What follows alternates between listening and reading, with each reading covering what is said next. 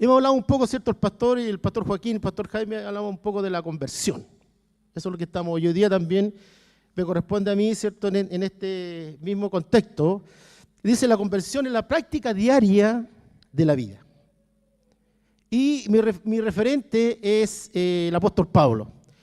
Entonces vamos a leer un trozo de la palabra en Hechos de los Apóstoles, en el capítulo 9.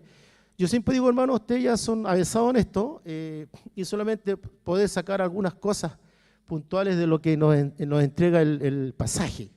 Algunas cosas que nos llamen la atención y poder aplicarlo. ¿Cuál es el fin? Poder aplicarlo a nuestras vidas. Eso es el contexto. Bueno, como dijo el pastor Joaquín por ahí, y como siempre lo hago yo, vamos a dar lectura a la palabra del Señor en el nombre de nuestro Señor Jesucristo. Yo lo hago así normalmente porque así me enseñaron, y como dijo el pastor, que yo soy pentecostal, me gustaría ser como los pentecostales, digamos más, pero siempre pasa por eso, porque todas las cosas dice que tenemos que hacerlas en el nombre de el Señor Jesús. Entonces vamos a dar lectura a la palabra de Dios. En el capítulo 9, algunos versos. Saulo dice, respirando aún amenazas y muerte contra los discípulos del Señor, vino al sumo sacerdote y le pidió cartas para las sinagogas de Damasco, a fin de que si hallase algún hombre o mujer en este camino, los trajese presos a Jerusalén. Mas yendo por el camino, aconteció que al llegar cerca de Damasco,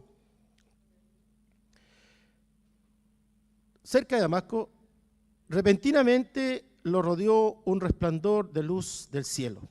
Y cayendo en tierra, oyó una voz que le decía, Saulo, Saulo, ¿por qué me persigues? Y él dijo, ¿quién eres, Señor? Y le dijo, yo soy Jesús a quien tú persigues. Dura cosa es dar coces contra el aguijón. Él, temblando y temoroso, dijo, Señor, ¿qué quieres que yo haga? Y el Señor le dijo, levántate y entra en la ciudad, y se te dirá lo que debes hacer. Y los hombres que iban con Saulo se pararon atónitos, oyendo a la verdad la voz, mas sin ver a nadie. Entonces Saulo se levantó de tierra, y abriendo los ojos no veía a nadie. Así que, llevándole por la mano, le metieron en Damasco, donde estuvo 3 días sin ver y no comió ni bebió. Hasta aquí vamos a dar lectura. Me detengo a veces en la lectura, hermano, porque se me mojan un poco los ojos, porque soy bastante bueno para respirar, ese es el problema que tengo.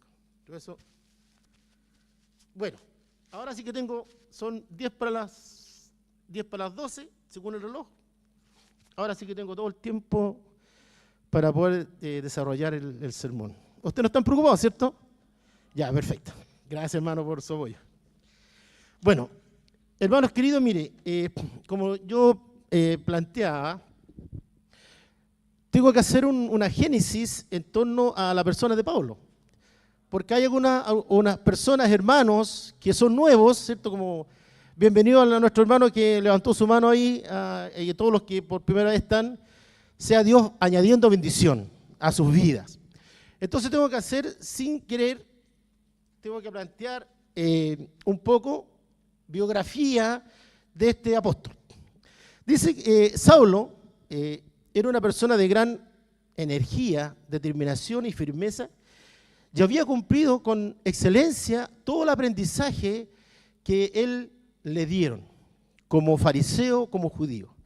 Porque en ellos, en estas personas, una de las cosas fundamentales era poder aprender la Escritura, la Torá, digamos, que para ellos era la Torá. Y ellos, los que se conoce, que él económicamente era una persona pudiente, porque él tuvo una instrucción por decirlo, en la mejor universidad de su tiempo.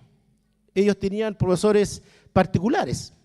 Y él tuvo que ir, ¿cierto? Porque él vivía en Tarso, él tuvo que ir por la misma formación que él tenía, porque debemos comprender que ellos de chiquitito, así como nuestros hermanos, nuestros niñitos de la escuela dominical, empiezan a aprender, ¿cierto?, lo que es Dios, lo que es la persona de Dios y sus maravillas, ellos también se preocupaban de aprender la instrucción, con un propósito definido. A lo mejor puede llegar a instancias de ser rabí de la palabra.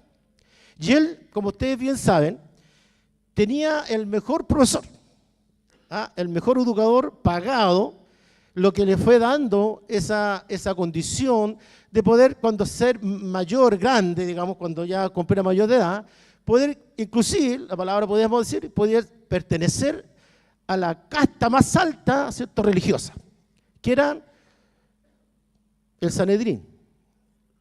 Era parte, ¿cierto?, de los fariseos.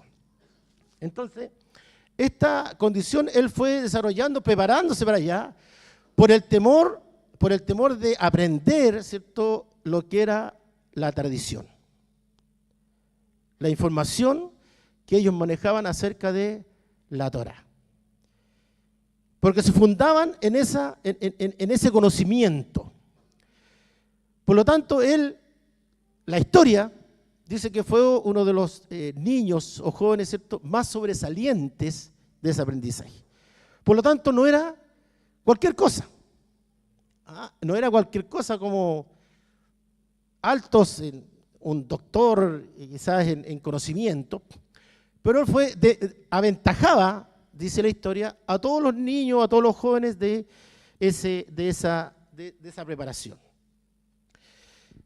Y en este tiempo, yo no sé si ustedes, más bueno, ¿qué año fue esto? Para poder, ¿cierto?, colgarle el contexto, dice que Saulo nace más o menos aproximadamente el año 5 después de Cristo. ¿Ya?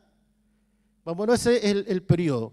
Por lo tanto, a los 30 años, 33 años, él fue a Jerusalén a aprender este proceso de educación. Para que hagamos el contexto, hermano. ¿Por qué? Porque hay información que tenemos que nosotros manejar. En ese tiempo, cuando él está, ¿cierto?, formándose, dice que irrumpe, por decirle una cosa, un nuevo mensaje. ¿Cuál era el mensaje que irrumpe en ese entonces? Y ustedes ya irán captando la idea, ¿cierto? Dice que un nuevo mensaje irrumpe por la región de Judea que llamaba al arrepentimiento como preparación para la venida del Mesías. ¿Quién hizo ese mensaje? ¿Quién irrumpió, ¿cierto?, trayendo un mensaje nuevo? Juan el Bautista, perfecto. Me sigue mi hermana, ¿cierto? Juan el Bautista. Proclama, ¿cierto?, por los lugares, ¿cierto?, llevar al arrepentimiento. Y ellos conocían, porque hacía unos par de años atrás, había ocurrido algo expectante, ¿cierto?, por la tierra de Judea. ¿Qué había ocurrido? Se dice, ¿cierto?, y la palabra nos dice que nace en Belén de Judea un personaje. Y eso fue declarado, ¿cierto? Vinieron magos de Oriente y se generó una gran conmoción porque ellos manejaban, hermano, ellos como pueblo manejaban la historia y manejaban y sabían que iba a venir un Mesías. Los profetas lo declaraban 800, 1000 años antes, inclusive más todavía, 1500 años antes, ¿cierto? Cuando Moisés dice, y por revelación del Señor de la palabra, dice, se levantará un profeta, como yo, dice él, a él oíd. Entonces ellos manejaban esa información. Sabía que alguien iba a aparecer en alguna instancia, en algún momento, ¿cierto?, de la historia, que iba a ser el que iba a rescatar. Ellos no tenían el concepto de Salvador, sino que ellos veían un libertador. Entonces ellos sabían y manejaban esta información. Y probablemente en ese tiempo, ¿cierto?, Pablo también escucha esas noticias y probablemente se sorprende por lo que yo lo acabo de decir, porque él esperaba a ese Mesías. Esperaba a alguien en particular para que los liberara de el cautiverio, por decirlo. ¿Quién estaba en ese momento, cierto, sobre el pueblo judío? Los romanos. ¿Me sigue, cierto? Estamos bien. Uno hermano que me diga, sí, estamos claros. Entonces, hermano, porque yo sé que están aquí. Entonces, ¿qué pasa? Que esa información recorrió recorría, ¿cierto?, Judea y todos estaban expectantes. Pero en el año, un año cerca del año 30, porque ahí difieren, uno dice que el Señor murió a los 27, por el año 27, otro a los 30, ya, pero ese año, ¿cierto?, generó este movimiento que se daba con una información distinta. Había uno, ¿cierto?, que hablaba verdad, que decía, el reino de los cielos se ha acercado, y llamaba, ¿cierto?, al arrepentimiento también, para que aceptaran a ese reino, ¿cierto?, que estaba profetizado. Pero ocurre un acontecimiento. ¿Qué acontecimiento? Que a ese hombre, a ese nazareno, ¿cierto?, lo crucifican. Hermano, lo crucifican a él como a muchos, porque estaba instaurado, ¿cierto?, la crucifixión. Los romanos habían instaurado la crucifixión en ese entonces. Pero esa declaración, esa profecía, ¿cierto?, viene de mucho más atrás. Como el profeta o como, ¿cierto?, esa declaración diría que alguien iba a ser colgado de un madero o de un árbol. Muchos años atrás. ¿Por qué? Porque Dios tiene el control de todas las cosas. Dios tiene el control de su vida y de mi vida. ¿Ya? Porque Él es un Dios misericordioso, compasivo. Es un Dios lleno de amor para usted y para mí. Él no se resta. Como decían nuestras hermanas, ¿cierto?, que cantaba, en dificultades, en situaciones complejas, ¿usted cree que el Señor da vuelta a la espalda? ¿Le da vuelta a la espalda a usted? ¡No! El Señor, ¿cierto?, siempre está, como dice por ahí una gran declaración, Dios siempre está.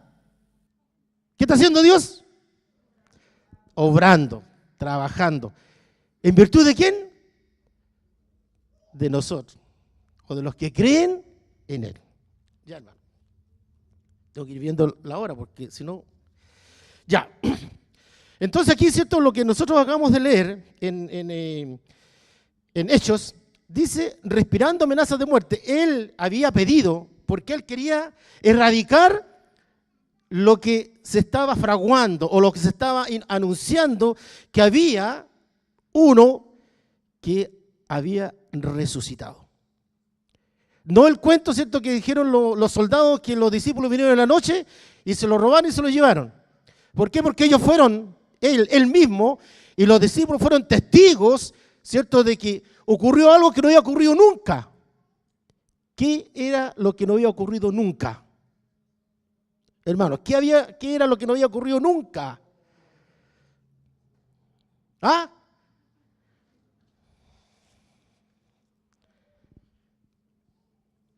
Que alguien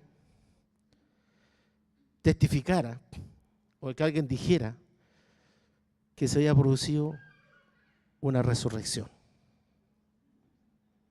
Cristo, nuestro Señor, donde a veces, ¿cierto?, uno dice y puede ¿cómo sería?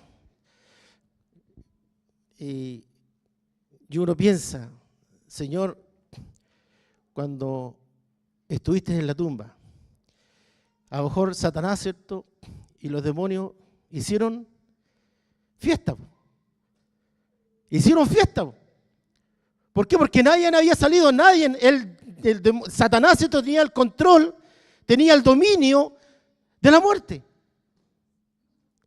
Él tenía el dominio de la muerte.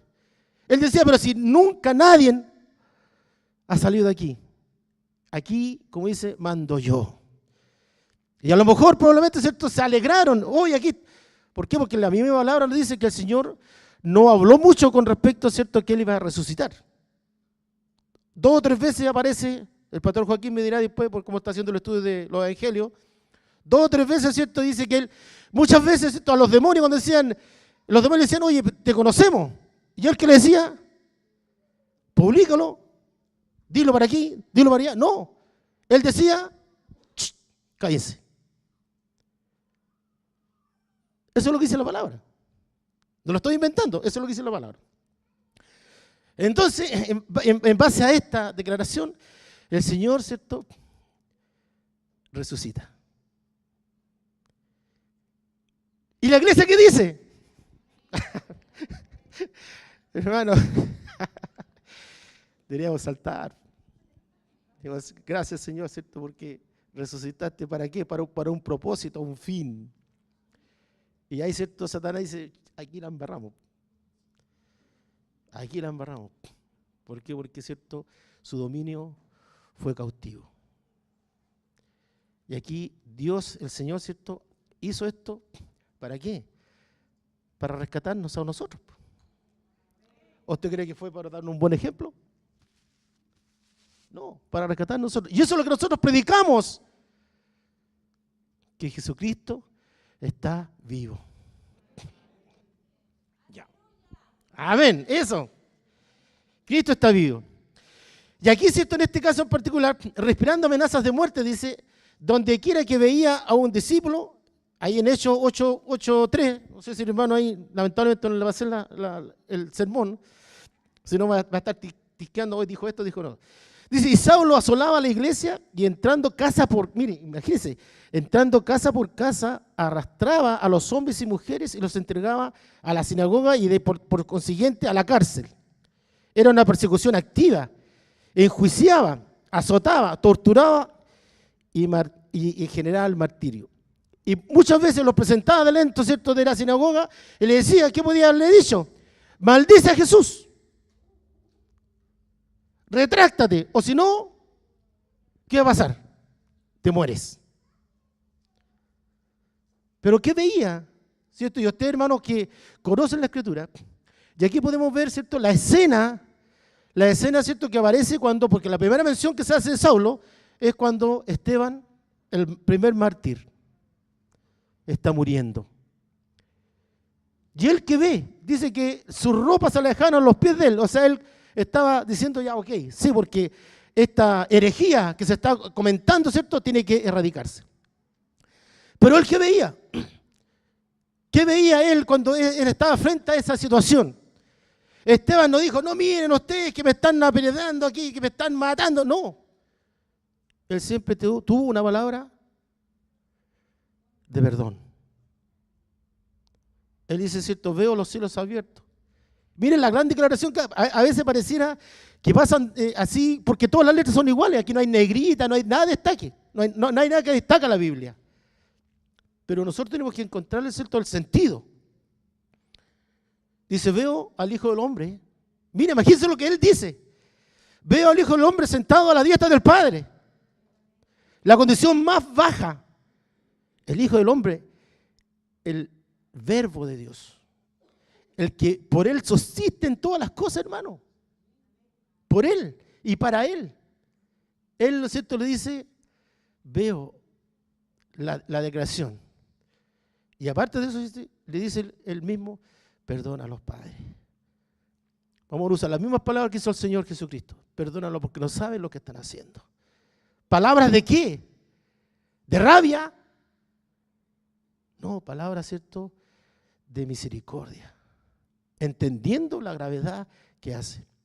Y eso no aparece, ¿cierto? Probablemente fue Pablo impactado por eso.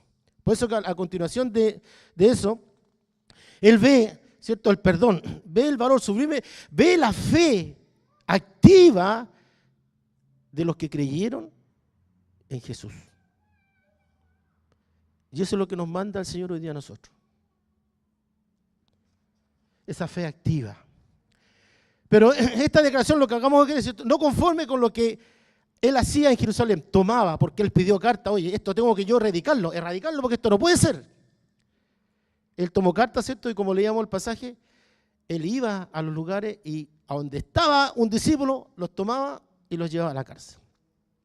Y él pide, ¿cierto? Por la autoridad que él tenía, él pide cartas, y lo sabemos, que le dan cartas para que vaya a Damasco, a una ciudad estratégica. ¿Por qué Damasco? Una ciudad estratégica donde convergían del oriente, de allá, para Europa, digamos, o para acá abajo, ¿cierto?, para África. Era un lugar estratégico. Y ahí, ¿cierto?, él va y toma estas cartas y dice, aquí voy a tomar a todos los que han creído en el camino. Así se llamaban antes los evangélicos. o los cristianos, los del camino. Es el término que usa Hechos los Apóstoles. Pero esa comitiva, ¿me siguen, cierto? Ya, perfecto. Esa comitiva va, ¿cierto? Este hombre, pequeñito, pero orgulloso, porque su tradición, la ley, la llevaba, ¿cierto? Corría por sus venas al aplicar todo, ¿cierto? El conocimiento de que esa era la forma de poder acceder ¿a qué? A la salvación. Esa era la forma. Conocer, sin considerarse, conocer la ley, aplicarla. Y esta comitiva altiva con los documentos, ¿cierto? No, aquí traigo los documentos que me avalan que yo puedo hacer esto. Dice que en ese transitar a mediodía, donde el sol, ¿cierto?, está más en el cenit, arriba, donde genera más, dice que una luz celestial llega a esa instancia. ¿Y qué hace esa luz? ¿Qué hace esa presencia? Dice la palabra, ¿cierto?, que los bota al suelo. Aquí no voy a entrar yo a discutir si vivían caballo o no vivían caballo, pero dice que cae al suelo, a tierra. Ese orgullo, esa soberbia, ¿cierto?, frente a la presencia de Dios, no queda en nada. No somos nada, hermano. Si algo nos creemos, no somos nada. Conocimiento, lo más alto delante de la presencia. Y él mismo, ¿cierto?, en sus cartas después dice, oye, esto lo miro como la nada. Y aquí, ¿cierto?, dice que ese resplandor rodeó, y este hombre cayó. Y Jesús le dice, mire, Jesús se dirige a él y lo llama, le dice, ¿qué le dice? Saulo, Saulo, ¿por qué me persigues? Dos cosas. Aquí, ¿cierto?, quiero llamar su atención un poquito. No voy a decir que terminamos por aquí. Saulo, Saulo. ¿Por qué repite dos veces? ¿Le llama la atención esto? ¿O nos llamaría al leer la Escritura dos veces Saulo, Saulo? ¿Nos llamaría la atención a nosotros? No, ¿cierto? Pasaríamos de largo. Pero él entiende, hermano. Aquí, ¿cierto?, hay una semejanza. Cuando esto ocurre, ese llamado divino, ¿cierto?, dos veces, esa repetición significa que una voz divina está llamando. ¿Y qué nos trae a la memoria? ¿Por qué, cierto?, asemeja que esa doble llamado, él lo interpreta como una voz, la voz divina, ¿cierto? ¿Por qué dos veces? ¿Por qué? Porque cuando fue Samuel llamado, ¿cierto?, de parte de Dios, ¿cierto?, la Maracán dice que sí, dice Samuel, Samuel. ¿Cuántas veces lo hace? ¿Cuántas veces llama a Dios a Samuel? Para tarea para la casa, coloquen en el chat ahí, ¿cuántas veces? ¿Dos veces? Tres veces, ¿cierto? ¿Por qué? Porque él no entendía. Pero él le queda claro en la retina, ¿cierto?, a Saulo, porque era algo importante. Y lo consiguiente, hermano, ¿por qué me persigues? ¿Le llamaría la atención a usted? ¿Por qué me persigue? ¿Qué quiere decir con esto? ¿Por qué me persigue? Si el Señor glorificado, Pablo no iba atrás de Jesús, sino iba atrás de los que creían en Jesús. Pero esa declaración que él hace, el Señor, ¿qué está haciendo con esa declaración? ¿Por qué me persigues? La palabra que usa Jesús es notable, hermano. Se identifica con los creyentes a quien Pablo perseguía. Eso es lo que ocurre ahí. ¿Qué está diciendo el Señor, cierto? ¿Por qué me persigue? Él se identifica con los creyentes a quien Pablo estaba persiguiendo. Jesús y sus seguidores son ¿cuántos? Jesús y sus seguidores son uno. Usted es parte de Cristo.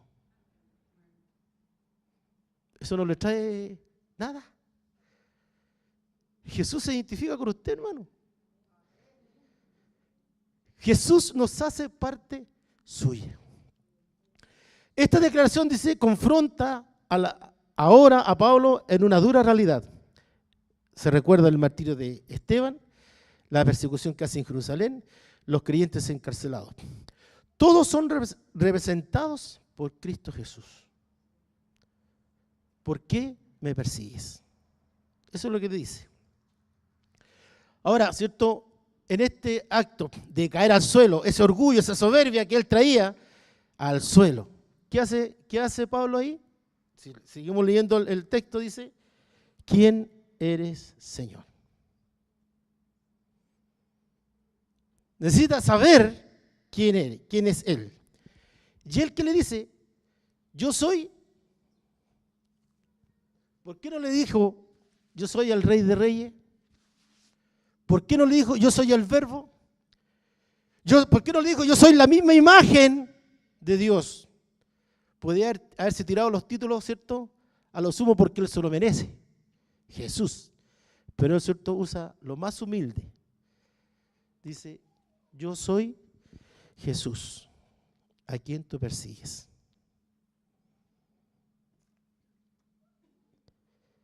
A quien tú persigues, dura cosas de dar cosas contra el aguijón, temblando respondió, ¿qué quieres que yo haga? Y el Señor le dijo, levántate y entra en la ciudad y se te dirá lo que debes hacer. En el fondo, esto de la conversión, hermano, es un acto de obediencia. Es un acto de obediencia. Él, ¿cierto?, dice, ¿qué quieres que haga?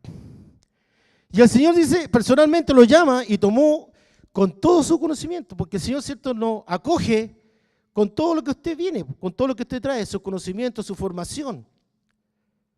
Pero Él no la inhibe, sino que usa lo que usted conoce. Y nosotros tenemos que decir, Señor, usa mis talentos, ¿o no? Usted dispone sus talentos, no sé, su educación, ¿cierto?, sus logros, ¿cierto? ¿Para qué? Para el servicio del engrandecimiento de la obra de Cristo. Usted dice, no, esto yo no lo voy a comprometer porque esto lo aprendí por allá. No, usted, Él, el Señor como tal, ¿cierto?, usa esa formación y le dice que es para ser ministro de algo más importante.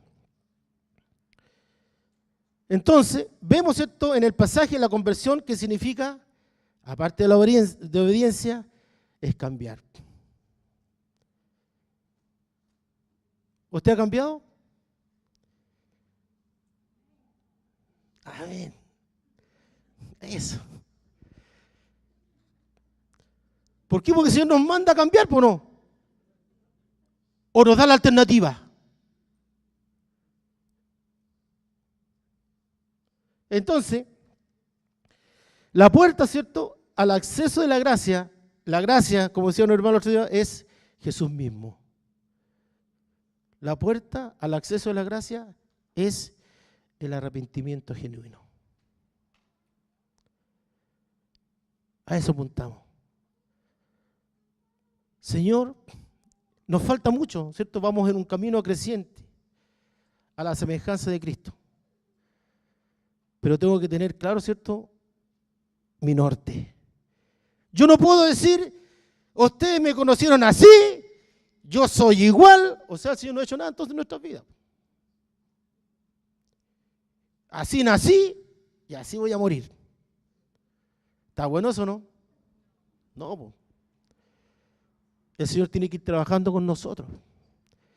Y tenemos que permitirle, ¿cierto?, que el Señor haga esa obra en nosotros. Ya. Pero la hora, hermano, porque ya. ¿Y por qué, cierto? Dios dice, Dios despierta mi culpa para beneficiarme. Él no me llama para matarme. No hace ese gesto con Pablo, sino para beneficiarme. Dios está tratando de ayudarme para poder, ¿cierto?, buscar, ¿cierto?, esa relación con el Señor. Una vida de seguir a Cristo requiere, hermano, escuche, ya hablé de obediencia. ¿Qué otra cosa que hablé? Transformación, cambio. Una vida, ¿cierto? Una vida de seguir a Cristo requiere renuncia. La otra vez hacía una exhortación acerca de lo que nosotros muchas veces escuchamos. Mis derechos. Pero tus derechos frente a Cristo, ¿qué pasa? ¿Qué pasa cuando mis derechos frente a Cristo? ¿Tienes derecho o no? ¿Tenemos derecho frente a Cristo? No. ¿Ya? Una vida, ¿cierto?, de seguir a Cristo se te requiere renuncia, negarse. ¿Estamos dispuestos a seguir la verdad? La verdad es Cristo. ¿Estamos dispuestos a hacerlo? Somos llamados a moldear nuestras vidas según el camino que se describe en la palabra del Señor. Son declaraciones fuertes, hermano. ¿Usted está dispuesto a moldear su camino en torno a lo que dice la palabra? Amén, ¿cierto? Y estas declaraciones, y aquí, ¿cierto? Aquí ya me voy a poner un poquito más complicado. Aquí, ¿cierto? Leyendo, dice, hoy encontramos a muchas personas que han añadido a Jesús a sus vidas. ¿Les llama la atención eso, hermano? Muchas personas que han añadido a Jesús en su vida. Personas que en cierto sentido le han pedido a Él que se una a ellos en el viaje de su vida. Que Jesús los siga. Y no seguir a Jesús. Es una gran diferencia. Necesitamos al Señor, necesitamos al Espíritu Santo, necesitamos la revelación de su palabra, porque aquí, ¿cierto?, conocemos la Escritura. Pero la Escritura toma vida en nosotros hasta que viene la revelación del Espíritu Santo en nuestras vidas para poder modificar nuestras conductas. Teóricamente conocemos prácticamente toda la Escritura. Pero ¿cuál es lo válido? ¿Qué dice el Señor? ¿Qué dice el Señor en su palabra? Así que yo no estoy sacando nada de fuera del contexto de su palabra. Mejor son los hacedores que los oidores. Los hacedores de la palabra del Señor. Tienen mejores beneficios los hacedores de la palabra del Señor. Ya. Y aquí, ¿cierto?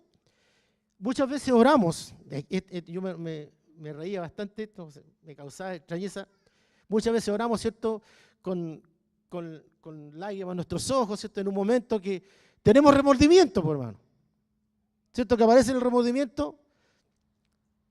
Son dos cosas muy distintas, el remordimiento y el arrepentimiento. Como dicen por ahí, ¿cierto? No voy a nombrar nada porque no lo voy a hacer nunca más. Nunca más lo voy a hacer, Señor. Y el otro día está haciendo lo mismo. Es el remordimiento. Y sigo igual. Sino que tenemos que apelar que el Señor, ¿cierto?, venga a nuestra vida con esa declaración de verdad, ¿cierto?, y poder tomar las cartas sobre el asunto para poder modificar y ser un cristiano verdadero. Día a día. Como yo se leía, me colocaron la conversión en la práctica diaria de la vida. Un día sí y un día no. No. Y el ejemplo, ¿cierto?, que yo extraje era Pablo. Entonces, buscamos, hay hombres que dicen, oye, Señor, allégate a mí. Aquí dice, dulce Jesús, quiero unirme. O sea, le pide, con lágrimas en los ojos, probablemente, ¿cierto?, ese que tiene remordimiento. Dulce Jesús, ¿quieres unirte a la fiesta de mi vida? Le pedimos para poder tener, ¿cierto?, a lo mejor un desarrollo más acorde con. ¿Quieres unirte a la fiesta de mi vida? Pero tienes que unirte con este pecado. Tienes que unirte con esta forma de vivir para que seamos todos felices. Y no funciona así, po. No funciona de esa forma. A veces le decimos, Señor, toma el primer lugar en mi corazón. Pero aparte de eso, ese primer lugar tiene una infinidad de cosas más. El Señor, ¿cierto?, nos pide que Él es Él. Dice, amarás al Señor, tu Dios, con toda tu mente, con toda tu fuerza, con todas tus ganas. O sea, ¿quién es el primero? Él, el Señor. Cristo dice, vino a fin a destruir las enemistades y reconciliarnos con Dios. Hermanos queridos, Él es nuestra paz. Él es nuestra paz. Hay un himno por ahí, el sol mayor, Ezequiel, no. Dice, paz con Dios, busqué ganarla. Pero nosotros no podemos ganar esa paz porque Dios la da.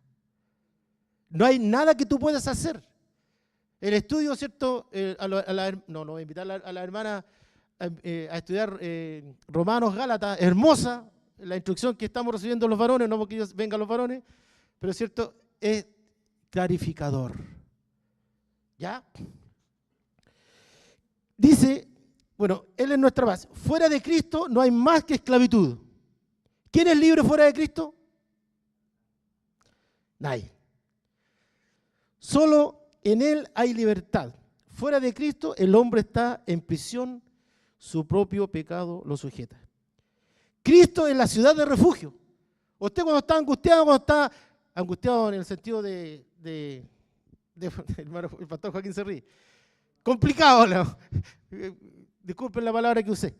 Complicado, ¿a dónde va? ¿A dónde vamos? A los pies del Señor, ¿cierto? A veces la situación es una tormenta, es una montaña, pero Dios, ¿cierto?, tiene el control de esas cosas. ¿Por qué nos hace pasar por ahí? Usted dirá y reclama, ¿cierto?, y golpea la mesa, Señor, ¿por qué yo? ¿Por qué a mí?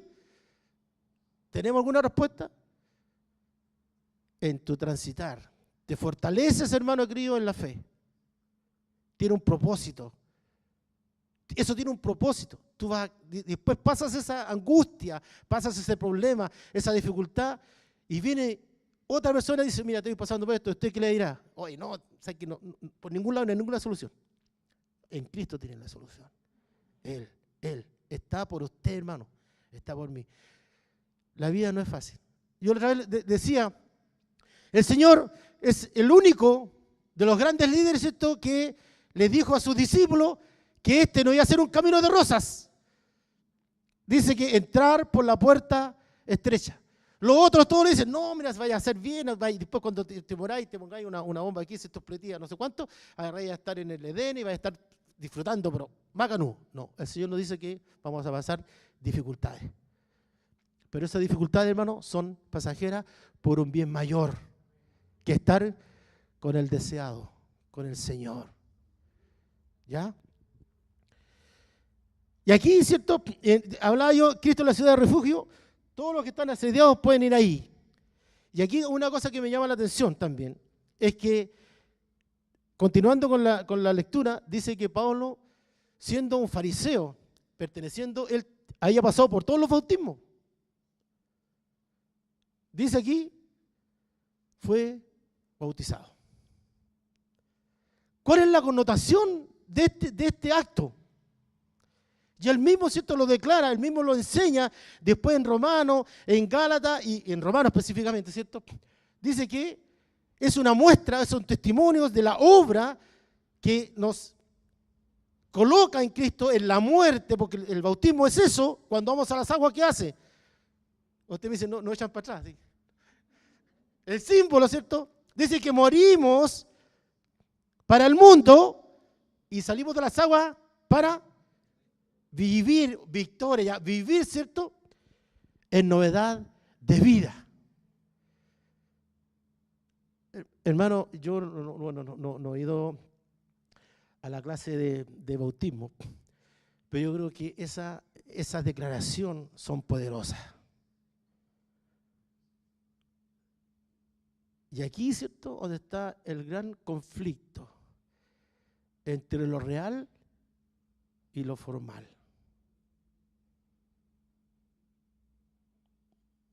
Aquí es donde está el gran problema. No estoy diciendo, ¿cierto?, que al salir de las aguas vamos a ser santos. Imposible, porque vamos en un camino. Pero sí, ¿cierto?, tenemos que dignificar la obra que hizo el Jesús en la cruz del Calvario en nuestras vidas. Si me dice que yo muero y salgo de las aguas a vivir una vida, ¿cierto?, que dice la palabra, resucitamos para andar en novedad de vida. Hermano Ítalo, por favor, Gálatas 2:20. ¿Qué nos dice? Ya me queda un poquito más, hermano, ya estamos casi listos. Voy a cambiar los lentes porque no veo nada. ¿Qué dice ahí? Leámoslo todos juntos. Po. A ver, hermano, si se lee ahí o no. Ya, leámoslo todos juntos. ¿Qué dice? Vamos. Con Cristo estoy juntamente crucificado, y ya no vivo yo, mas vive Cristo en mí. Y lo que ahora vivo en la carne, lo vivo en la fe del Hijo de Dios, el cual me amó y se entregó a sí mismo por mí. ¿Le dice algo a su hermano? Es un principio que tenemos que nosotros tomarlo, ¿cierto? Sí, oye, Cristo ahora, no, miro las caras aquí, hermano, no voy a pronunciar ningún nombre, pero tenemos que decir, Cristo ahora vive en mí. Soy una nueva criatura. Usted es una nueva criatura porque ha creído en el resucitado, en el Cristo vivo que está a la diestra del Padre. ¿Para qué? ¿Para qué está ahí? ¿O por qué está ahí? ¿Cuál sería lo más simple, lo más básico que podemos decir? ¿Ah? Oye, no tengo pinta profesor, pero...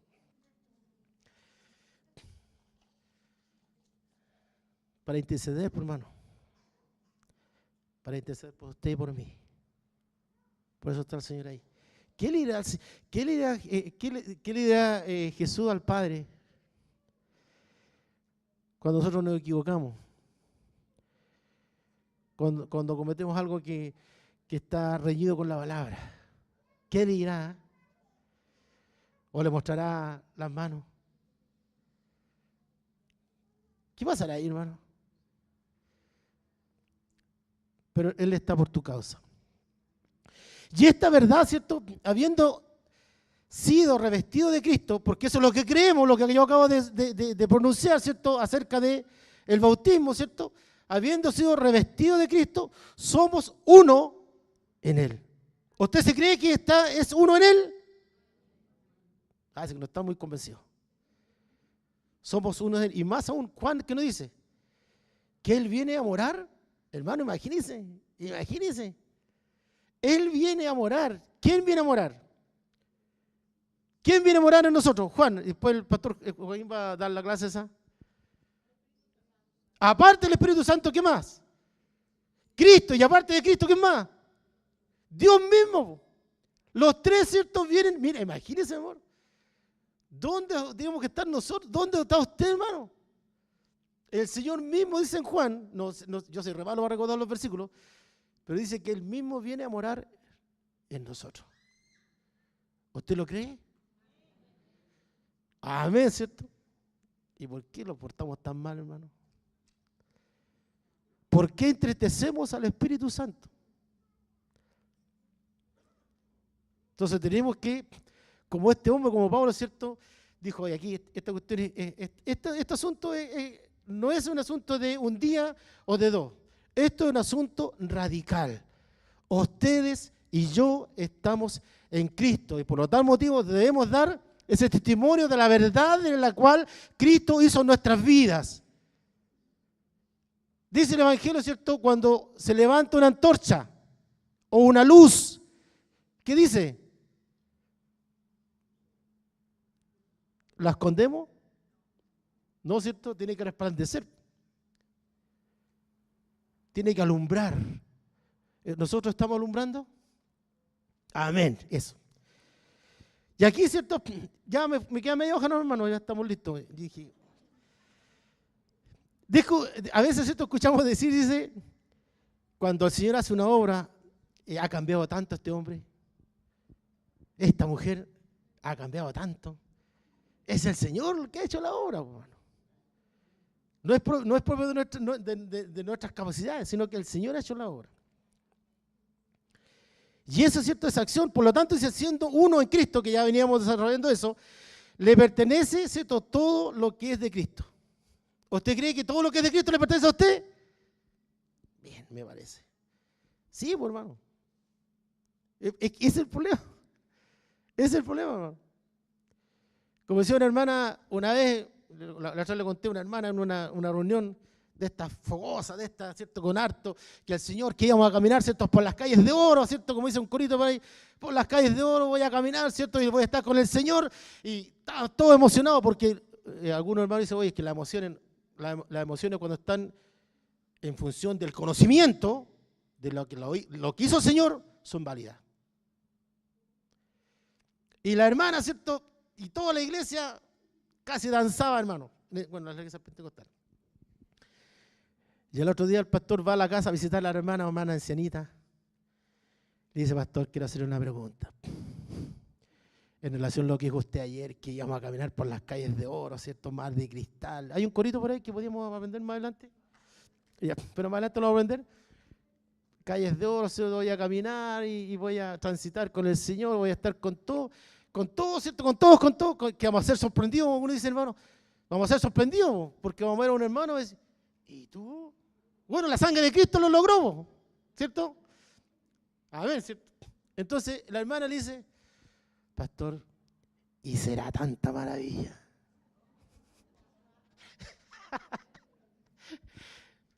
Así le dice. Bueno, ese era un paréntesis, hermano. Bórrenlo después de la transmisión, bórrenlo. Ya. Entonces, hermano, en este dice Cristo, digamos, estamos en Él y estamos por tal motivo en lugares celestiales, porque Él mora en esa parte celestial.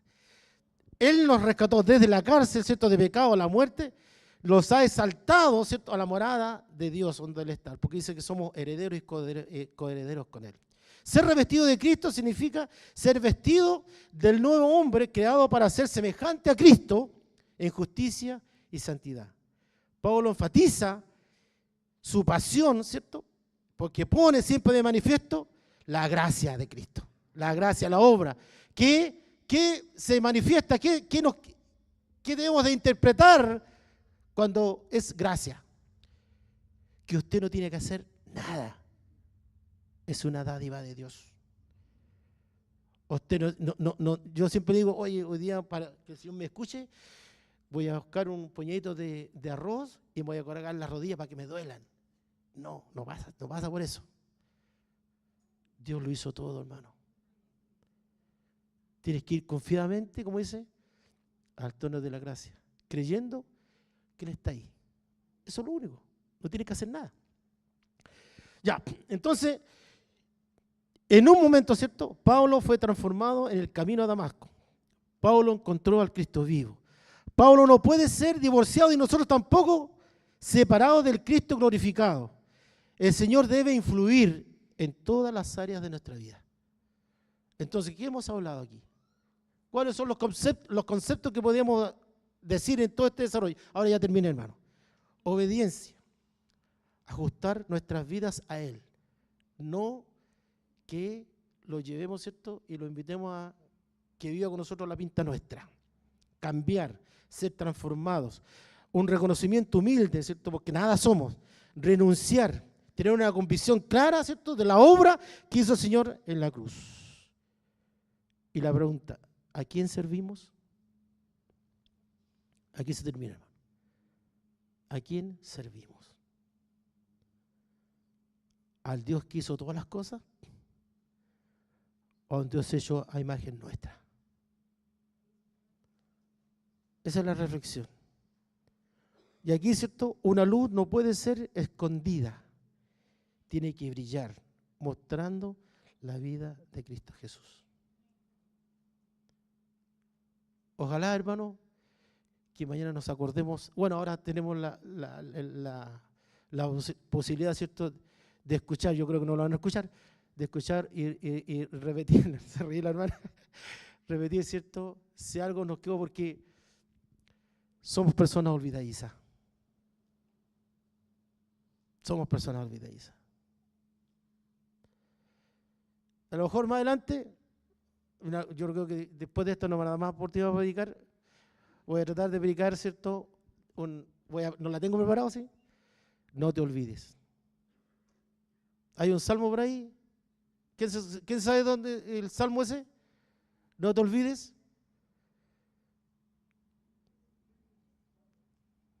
Te voy a dejar como tarea para que lo envíe después a mi WhatsApp.